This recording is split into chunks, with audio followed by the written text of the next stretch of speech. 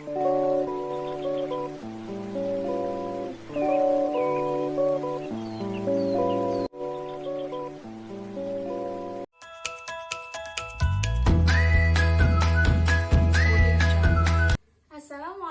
warahmatullahi wabarakatuh. Selamat pagi anak-anak. Berjumpa lagi dengan Ibu Nia dari MI Al-Mubarak. Pada pertemuan kali ini kita akan membahas tema 6, cita-citaku, subtema 1, aku dan cita-citaku pembelajaran ketiga. Nah, pada pembelajaran kali ini kita akan mencapai tujuan pembelajaran sebagai berikut. Yang pertama, siswa mampu mengidentifikasi keragaman kegiatan orang-orang di lingkungan sekitar dan manfaat bagi kehidupan sehari-hari. Yang kedua, siswa mampu mengidentifikasi hubungan karakteristik ruang dan sumber daya alam yang ada dengan benar dan tepat. Yang ketiga, siswa mampu mengidentifikasi atau menentukan ciri-ciri atau menemukan ciri-ciri puisi dari yang ibu berikan nanti. Anak-anak, pernahkah kamu mendengar ucapan berikut? Gantungkan cita-citamu setinggi langit.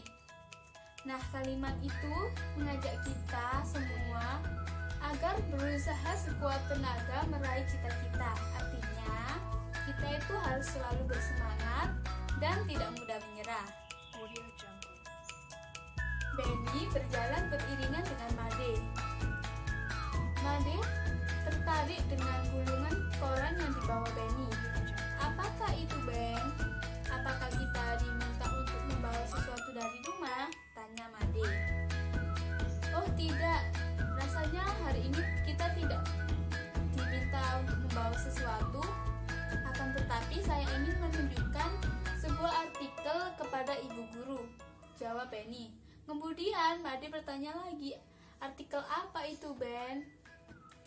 Ini artikel tentang seorang pemuda yang berhasil dalam usahanya di ternak bebek, jawab Benny kemudian. Nah, ayo kita semua membaca artikel yang dibawa Benny. Setelah ini akan ibu tunjukkan artikelnya. Peternak muda dari Malang menjadi pengusaha di usia muda mungkin bukan tujuannya. Ia hanya ingin membangun usaha mandiri seusai kuliah. Seorang pemuda bernama Triyono merintis usaha peternakan bebek potong sejak tahun 2006 dengan modal seadanya. Berbekal ilmu peternakan yang didapatnya dari tempat ia belajar, yakni Universitas 11 Maret, ia memulai usahanya. Usaha peternakan bebek potong ia kembangkan hingga pada tahun 2017 ia mendapat inspirasi baru. Ketika melihat hewan-hewan kurban, ia berpikir untuk memulai membangun sebuah peternakan sendiri. Untuk mendapatkan dana, ia membentuk sebuah kelompok bersama dan mengumpulkan dana dari teman-teman semasa kuliah. Setahun kemudian, Triyono berhasil memiliki sebuah lahan. Meski lahan itu tak terlalu besar, ia dapat membangun beberapa kandang untuk mulai berternak dan sapi. Setelah usahanya berjalan, setahun berikutnya, ia mengembangkan usahanya untuk membangun peternakan dan pemotongan ayam. Usaha Triyono kian membesar. Kini ia telah memiliki usaha ternak ayam, bebek, sapi berikut pemotongannya. Ia pun mengolah limbah peternakannya untuk dijadikan pupuk. Meski kini usahanya kian membesar, ia tidak cepat puas. Ia bermimpi bisa memenuhi pasokan daging sapi di Jakarta yang saat ini masih impor ke luar negeri. Setelah kita membaca artikelnya bersama-sama, siapa sih Triyono ini? Triyono adalah pengusaha muda di bidang ternak bebek. Wah, hebat banget ya Triyono ini anak-anak. Untuk menjadi Triyono ini, apa sih yang udah dilakukan oleh Triyono?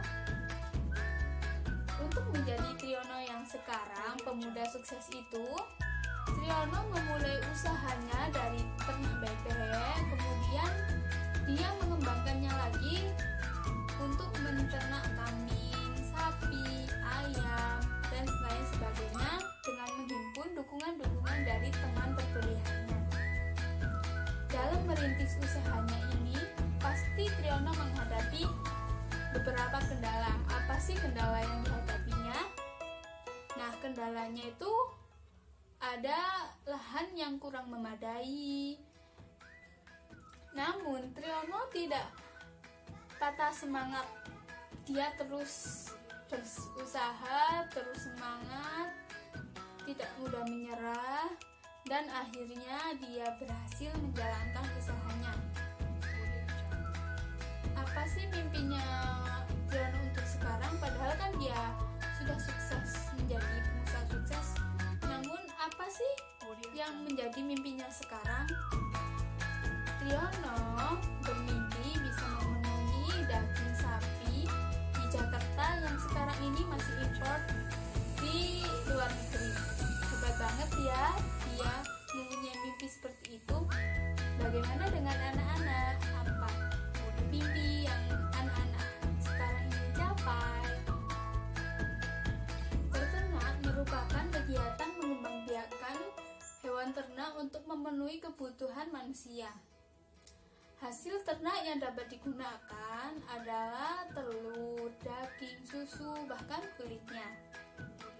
Adakah kegiatan berternak di sekitar kalian, di tempat tinggalmu? Nah, ini Ibu Guru punya 4 gambar. Yang pertama ini ada gambar peternakan ayam.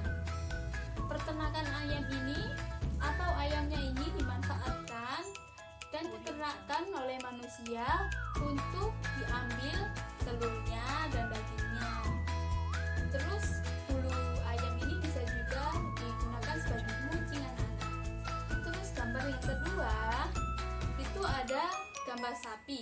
Gambar sapi ini dimanfaatkan dan diternak oleh manusia untuk diambil dagingnya, telur, susunya, dan kulitnya sebagai kerajinan tas, seperti tas atau bisa menjadi beduk.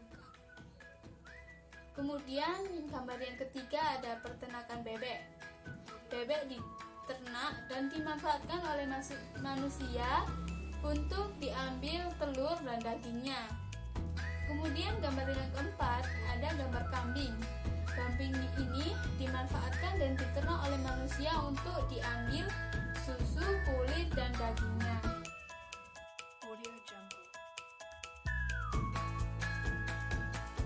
Hewan-hewan tersebut dipelihara oleh manusia dan dimanfaatkan manusia sesuai dengan tujuan sendiri-sendiri. Para peternak berusaha agar hasil peternakannya memiliki kualitas yang baik. Nah, keahlian apa saja sih yang harus mereka miliki untuk menghasilkan hewan ternak yang baik? Yang pertama, itu mereka harus memiliki keahlian memilih bibit yang berkualitas. Terus yang kedua, mereka harus memiliki keahlian dalam merawat hewan tersebut. Yang ketiga, mereka harus memiliki keahlian dalam menyediakan kandang yang sesuai dengan kebutuhan hewan ternaknya. Yang keempat, mereka harus memiliki keahlian dalam menyediakan pakan yang berkualitas bagi hewan ternaknya. Dan yang terakhir, yang kelima, itu ada keahlian dalam mengembangbiakan hewan tersebut. Nah, selain peternakan, di Indonesia juga banyak penduduk yang melakukan perkebunan atau pertanian. Di sini ada mangga, buah mangga, apel, brokoli, wortel, sama kembang kol. Nah, setiap tumbuhan ini mempunyai kebutuhan tanah yang berbeda. Contohnya ada mangga. Mangga bisa tumbuh di dataran rendah atau tinggi. Namun, kalau apel tidak bisa tumbuh di dataran rendah karena dia tumbuh hanya di dataran tinggi. Biasanya sayuran, wortel, kembang kol itu juga bisa tumbuh dengan baik itu di dataran tinggi. Nah, dengan begitu para petani sayur atau buah itu harus menyesuaikan tanah sesuai kebutuhan yang dibutuhkan oleh tumbuhan yang mereka tanam. Begitu anak-anak. Nah, di daerah kalian apakah ada tumbuhan yang bernama mangga itu? Apakah di rumahmu tumbuh dengan baik? Bagaimana dengan buah apel? Bagaimana dengan sayur-sayuran? Apakah di daerahmu bisa tumbuh baik kalau daerahmu itu dataran rendah? Bagaimana anak-anak? Bagaimana menurut kalian? Keragaman sumber daya alam, lingkungan, pekerjaan, dan cita-cita memperkaya masyarakat Indonesia. Kini kita semua tahu bahwa keragaman akan membuat hidup kita semakin berwarna dan indah. Nah, anak-anak, keindahan tersebut akan dituangkan oleh puisi setelah ini. Ibu akan tampilkan sebuah puisi yang berjudul Hidupku Penuh Warna.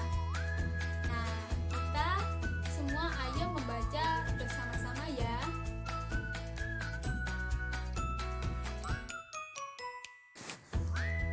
Hidupku Penuh Warna, karya Dekaritas.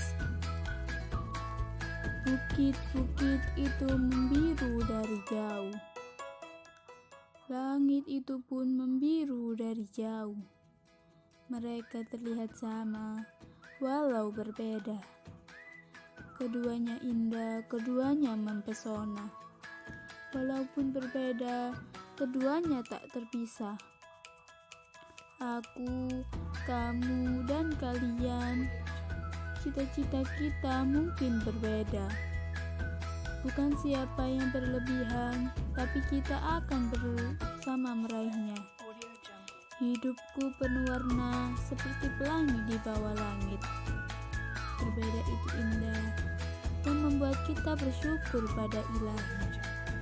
Nah, anak-anak, setelah kita membaca puisi dari karya Dekaritas ini, kita bisa terbayang bagaimana keragaman di kehidupan ini.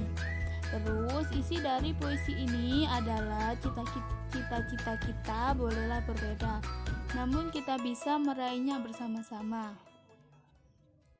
Nah, anak-anak, perlu diketahui puisi karya Dekaritas Hidupku Penuh Warna ini memiliki 4 bait, yang mana setiap baitnya itu terdiri dari 4 baris. Nah, yang mana sih satu bait itu? Contohnya ini ada bukit-bukit itu membiru dari jauh. Laut itu pun membiru dari jauh. Mereka terlihat sama walaupun berbeda. Nah, itulah yang disebut satu bait. Nah, yang 4 baris itu yang mana? Nah, ini ada bukit-bukit itu membiru dari jauh 1 baris.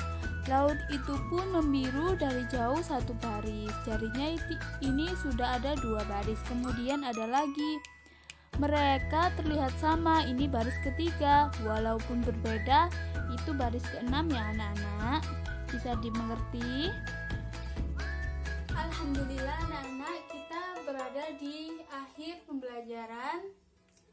Bisa disimpulkan pembelajaran pada hari ini adalah berternak merupakan kegiatan mengembangbiakan hewan ternak untuk memenuhi kebutuhan manusia sehari-hari. Nah, di Indonesia ini memiliki wilayah yang sangat luas dan memiliki kondisi alam yang berbeda-beda. Oleh sebab itu, di wilayah Indonesia ini memiliki sumber daya alam yang berbeda-beda setiap daerahnya, serta kondisi alam yang berbeda-beda pula.